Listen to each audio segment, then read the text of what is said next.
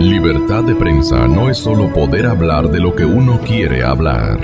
Es poder hacerlo sin represalias ni hostigamientos.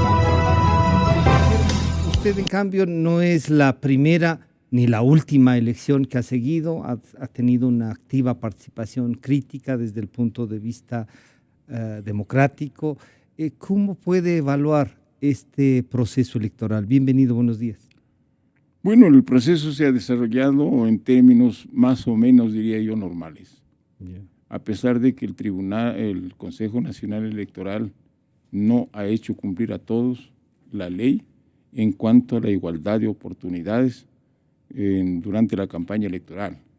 Ha sido muy permisivo con ciertos candidatos del gobierno y sobre todo con la intervención del presidente de la República, ¿no? Cuando la ley, la Constitución y la propia moral y ética que debe tener un mandatario le impiden participar directamente en favor de uno de los candidatos o de una de las listas de un partido político, porque aunque él tenga simpatía por esos candidatos o esas listas, debe entender definitivamente que es el presidente de todos los ecuatorianos, no como suele decir, aquí somos más.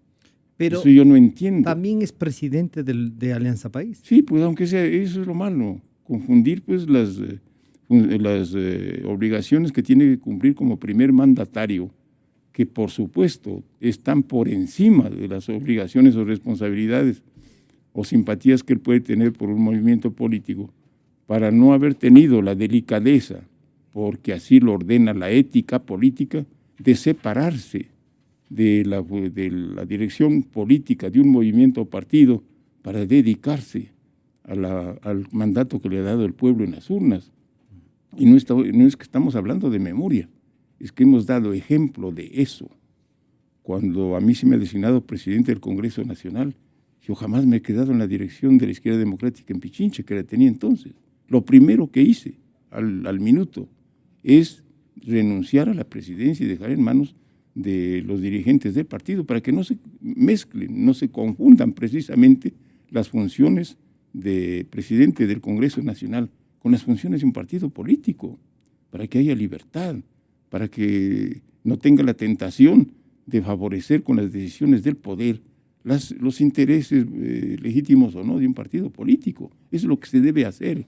Ahora no se sabe si el presidente habla como presidente de su movimiento, como presidente de la República, si el gabinete se mueve como gabinete del gobierno, del país, o se mueve como gabinete al servir, como comité electoral de su movimiento político. Eso no está bien, y yo soy claro en decir. La actuación del presidente de la República, del propio gabinete, como acaba de decir el doctor Lucero, ¿les puede haber favorecido o no a ustedes? Y también, claro está, ¿cómo evalúa esta participación y esta posible mezcla entre lo que es la función del Estado y la militancia y la dirigencia de un partido? Bienvenido nuevamente, buenos días. Ahora sí, permítame empezar. Buenos días, Francisco, buenos días, Wilfrido, la gente que nos escucha. Siempre un placer poder estar con la ciudadanía compartiendo, conversando. En primer lugar, permítame reiterar este agradecimiento profundo a la ciudadanía, ya no solamente de Pichincha, sino del Ecuador, por los resultados electorales.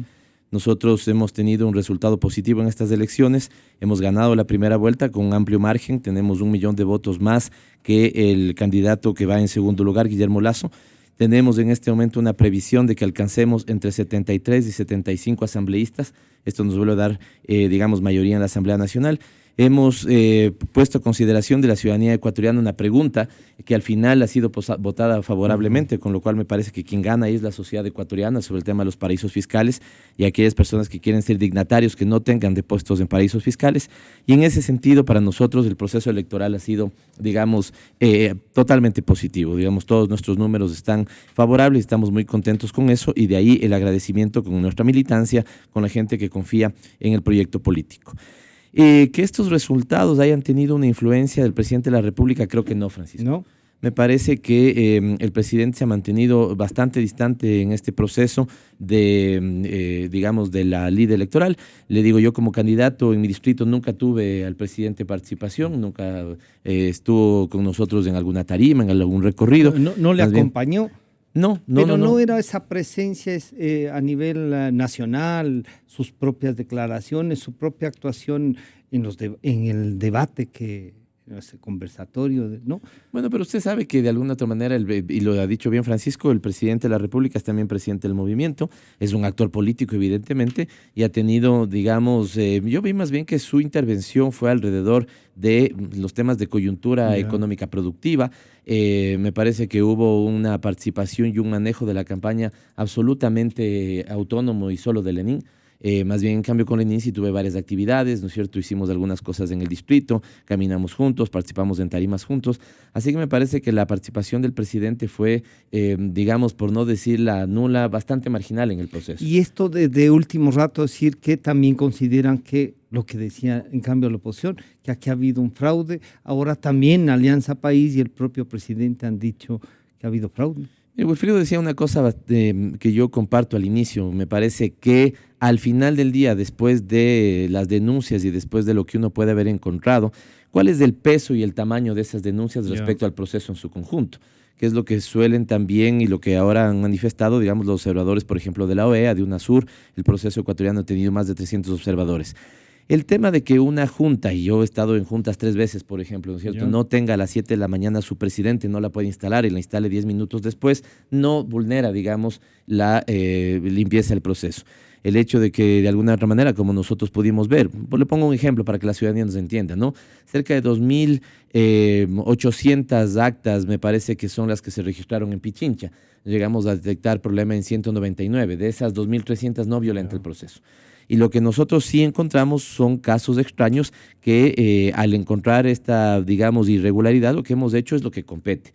Antes que poner un tuit, digamos, ¿no es cierto?, y utilizar las redes sociales, hemos ido a la autoridad competente y le hemos dicho, en esta junta hemos encontrado que nos faltan 121 votos, por favor usted revise, ¿no es cierto? Ya, así lo hicimos, por ejemplo, con algunos observadores en las mesas, en control electoral, y esto se pudo hacer. Con lo cual, lo que nosotros, termino con esto, sí me parece que teníamos, y ahí todas las fuerzas de políticas tenemos un punto de coincidencia, teníamos lo mismo que todas las fuerzas políticas queríamos, que el proceso de conteo sea rápido, que se le diga a la ciudadanía, ¿no es cierto?, si tenemos o no tenemos segunda vuelta, quién ganó las elecciones, y que sea la autoridad electoral, no las redes sociales, la que determinen si las denuncias, ¿no es cierto?, ponen en riesgo el proceso o lo que hemos tenido es un proceso regular, y me parece que lo que tenemos es lo segundo, no un proceso regular.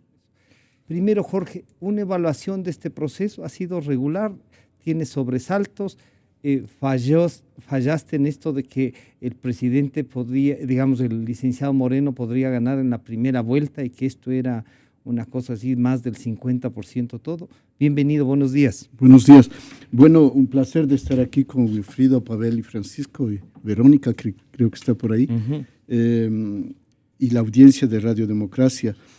Bueno, yo ya 2 temas. El primero sobre la intervención del presidente, digamos, y luego sobre el desarrollo electoral, la organización electoral. Yo no comparto con Pavel que Rafael Correa ha estado más bien discreto y distante. Al contrario, los sábados son la mayor intervención directa en la campaña electoral. Un presidente debería tenerse absolutamente distante de la competencia electoral, aunque sea presidente del partido.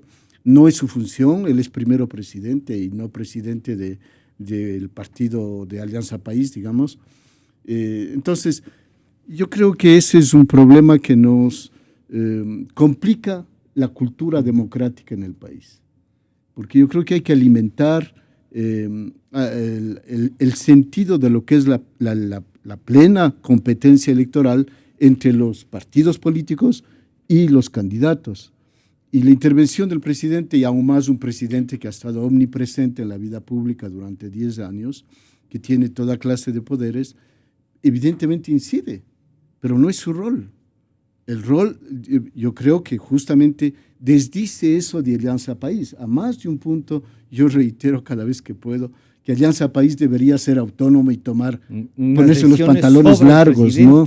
Y no depender de Rafael Correa. Alianza País debería ya tomar la autonomía suficiente para volar por sus propias alas, ¿no?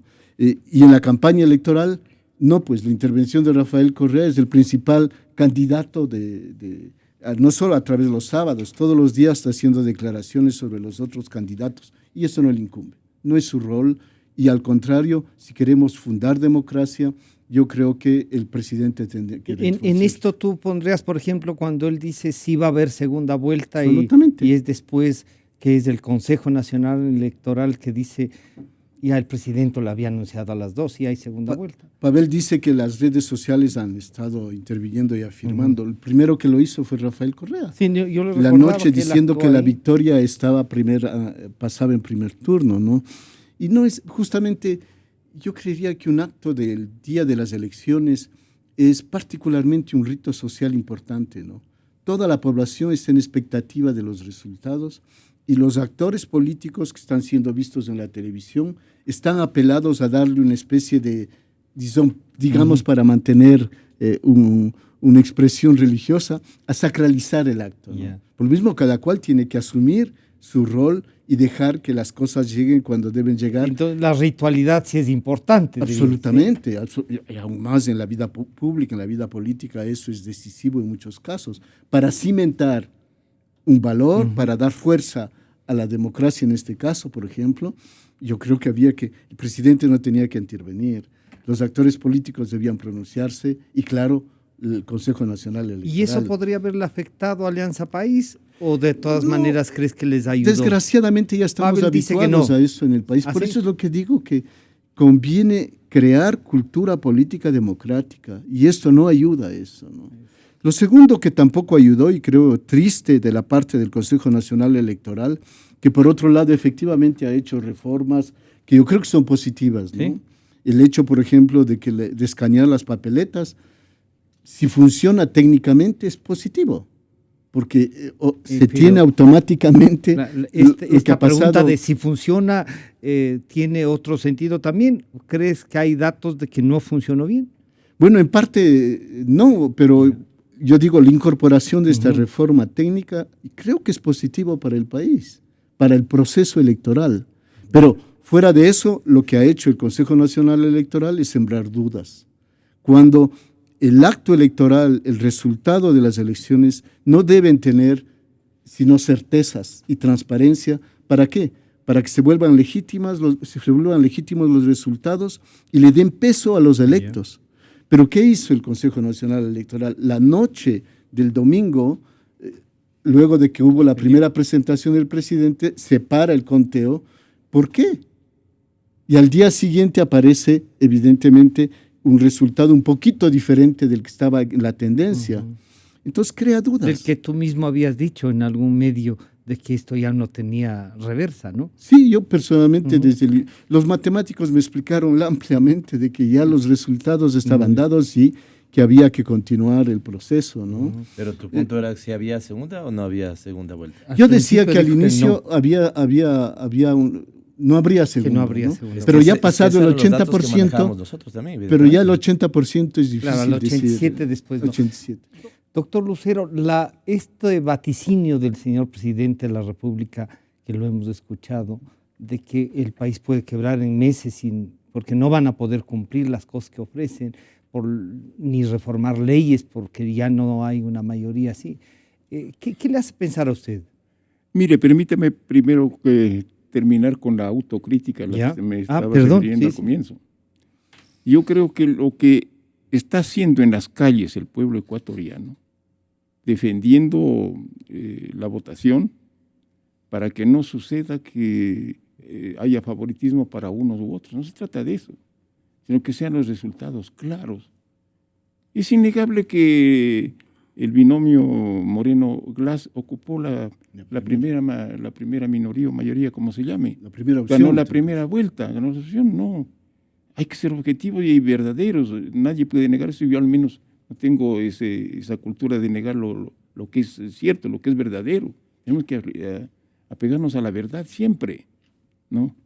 Pero, claro, de acuerdo con la Constitución nuestra y las leyes, es necesario, si no pasa el umbral del 40% por un lado y la diferencia de 10 puntos con el segundo, pues no está elegido todavía y hay segunda vuelta. Todavía no tenemos presidente elegido en este momento, ¿no? Entonces estamos en la segunda vuelta. Que el otro haya pasado con el 28%, es también verdad, es también verdad. Lo que estoy refiriendo es que ese fenómeno, sobre todo en el lado de la oposición, se produjo por la ceguera y la falta de capacidad política de la oposición, soy clarito.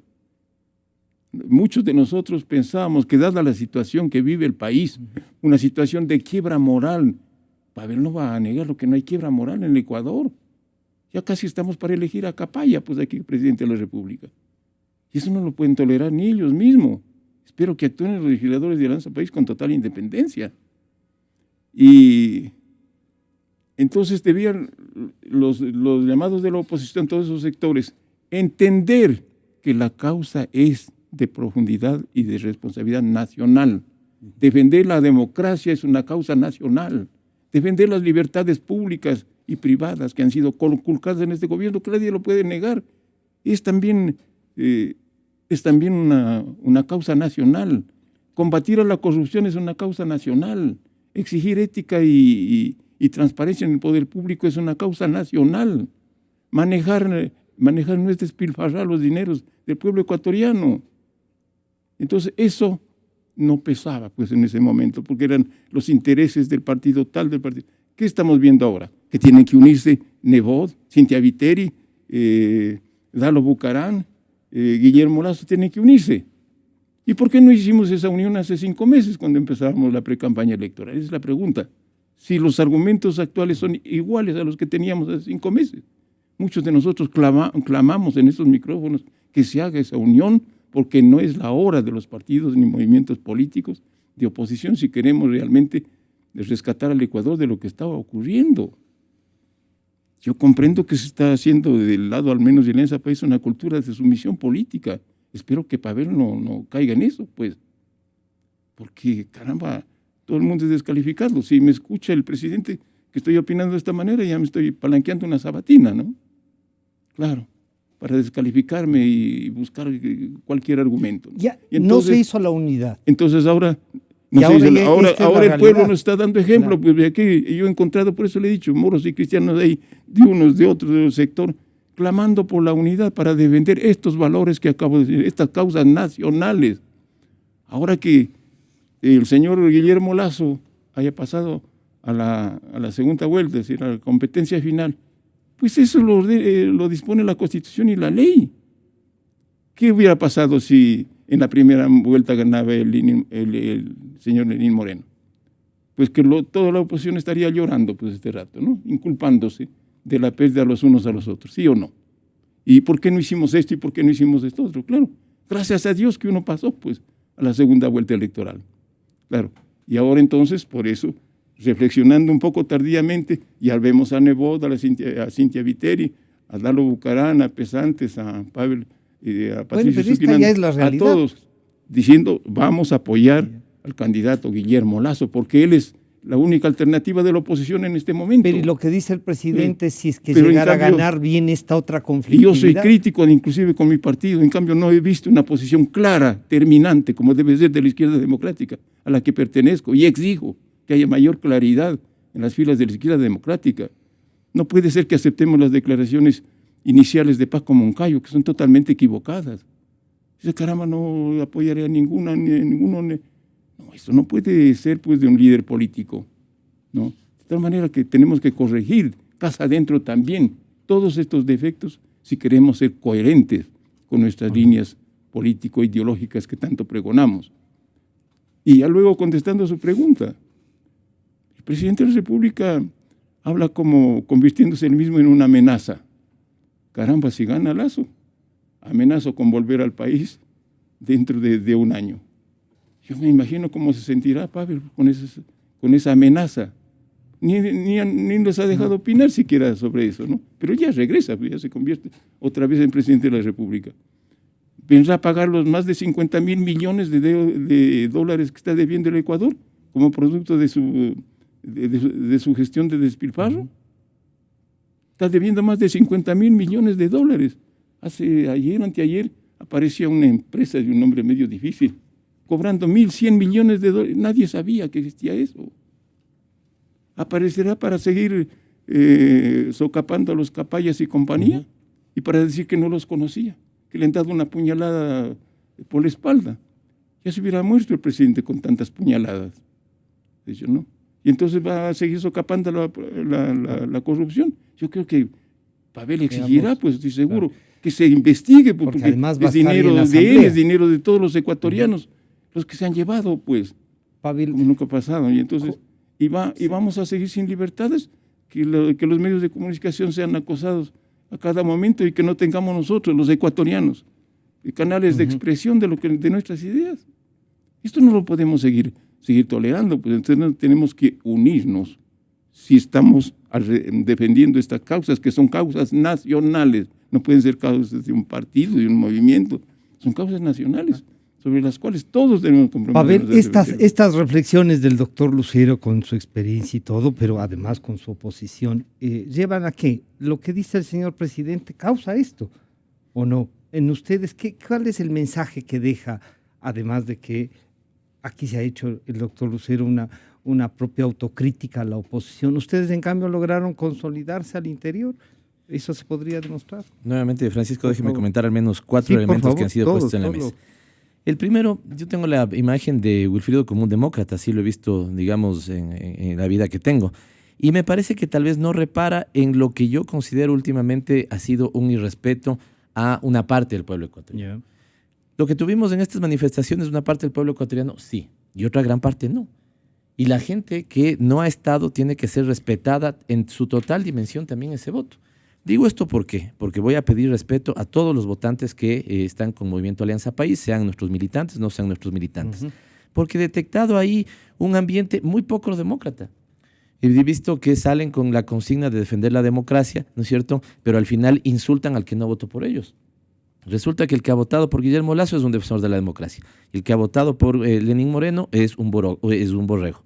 Resulta que el que recibe, los que estaban frente al tribunal del Consejo Nacional Electoral que reciban un pan, es donación privada de alguien que les da un pancito, ¿no es cierto?, a los luchadores de la democracia. Los otros son unos sanducheros muertos de hambre. No puede ser así.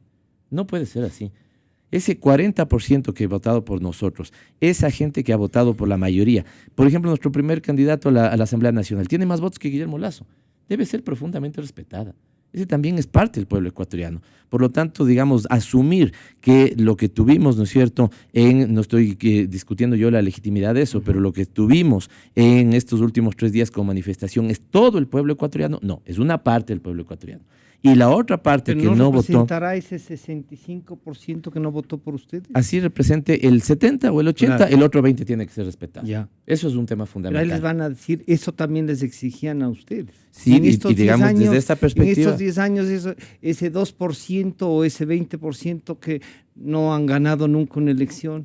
Desde esa perspectiva, ¿no es cierto?, ya en una lógica democrática también tiene que ser respetado, pero digamos, hablemos con los números concretos. Por eso me parece bien que partamos de una base, es reconocer quién ganó las elecciones, y si ganó estas elecciones, nuestro movimiento político es por la confianza que ha ganado en el pueblo estos últimos 10 años.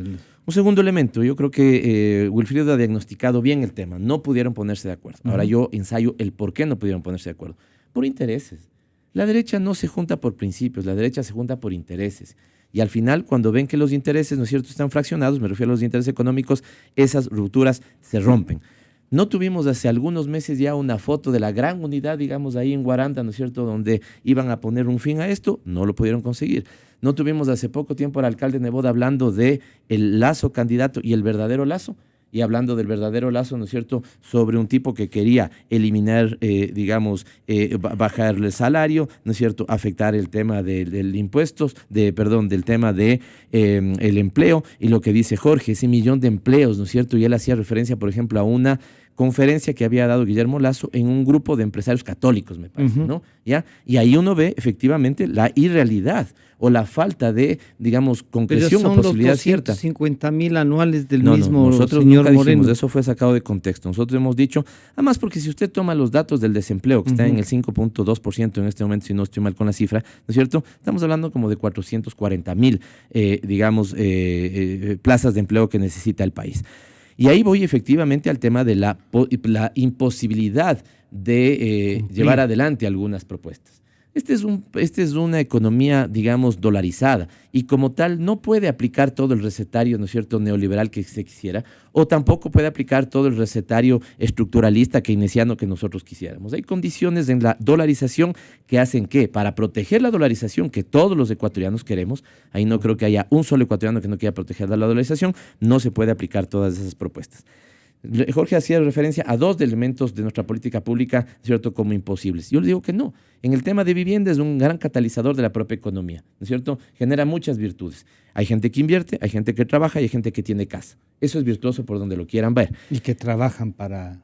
Pero el Gucci, claro. Pero ahí es una lógica de alianzas público-privadas. Sí. Y en el tema, por ejemplo, del incremento del bono, ¿no es cierto? Eso es totalmente financiado sobre los recursos que empiezan a liberarse, ya el terminar proyectos estratégicos, que además es perfectamente pertinente en una estrategia de erradicación de la extrema pobreza. Fíjese usted, esto está pasando en varios países, que no es incrementar el bono de 50 a 150, es hasta 150 en las familias que lo requieren. Le pongo un ejemplo. Una calificación. Si una familia tiene un niño de 2 años, ahí hay un bien superior, que es combatir la desnutrición. Se incrementaría una parte del bono por ese niño que tiene 2 años. O si una familia tiene un joven de 13, 14, ahí hay un bien superior, permitir que ese joven termine la secundaria y por lo tanto vamos en ese sentido. Por ejemplo, en el caso de la desnutrición en 10 años no ha habido resultados. Porque solemos tener un problema con la política de Estado. Si usted, y gracias la pregunta, buena pregunta me parece, Francisco, si usted gasta con la mano izquierda todo lo que usted quiere, ¿no es cierto?, en atención de salud, y con la derecha los municipios no están dotando de agua de calidad, ese niño, por más que usted le desparasite hoy, va a tener en 6 meses nuevamente problemas de parasitosis. ¿Y la desnutrición es un problema entonces que de agua, diría usted? Eso, también de agua, fundamentalmente. También, sí. Usted tiene que... Verá que usted era el secretario de Planificación. Y por eso le digo le digo con ese énfasis. Nosotros hicimos un análisis además del presidente, digamos, nos requería mucho, digamos, ya no me digan que si no llegamos a la meta de desnutrición. ¿Por qué no llegamos a la meta de desnutrición? Y analizamos totalmente que los chicos que volvían a caer en desnutrición, el problema era agua potable de calidad, o agua de calidad, digamos, ¿no es cierto? Ya de ahí que usted deba tener justamente política de Estado, de ahí que la inversión sea pertinente. Pero quiero pasar a 2 últimos elementos. Por favor. Desde esa perspectiva, entonces, yo creo que lo que necesitamos es trabajar sobre al menos unos 4 grandes acuerdos nacionales. Y nosotros desde la Asamblea Nacional nos vamos a poner a disposición de los acuerdos nacionales por la producción, por el trabajo, por la transparencia y por el bienestar social de los ecuatorianos. Debemos trabajar en ese sentido y desde esta perspectiva todo lo que tengamos que hacer por una lucha implacable contra la corrupción hay que hacerlo, ¿no es cierto? Eso hay que hacerlo, digamos, independientemente de nuestros colores políticos y banderas políticas, eso hay que hacerlo. Y finalmente... ¿Y usted creería, perdón, ahí en eso, creería que hay que mantener al fiscal y al contralor? A mí me parece que sobre todo la tarea del fiscal debe rendir cuentas. ¿Cómo puede ser que un fiscal, ¿no es cierto?, no actúe rápidamente y permita que un sinvergüenza fugue del país sin dar cuentas, ¿no es cierto?, a la justicia? Seguramente debería estar en este momento ¿Usted se compromete a llevar esto a la fiscalización? Pero por supuesto, porque me parece, y además creo que esta no debería ser de una posición de mi fuerza política, sino un gran acuerdo nacional. Insisto, trabajo, producción, transparencia, bienestar y juventud deberían ser 5 acuerdos sobre los que trabajemos todas las fuerzas políticas. En esta última...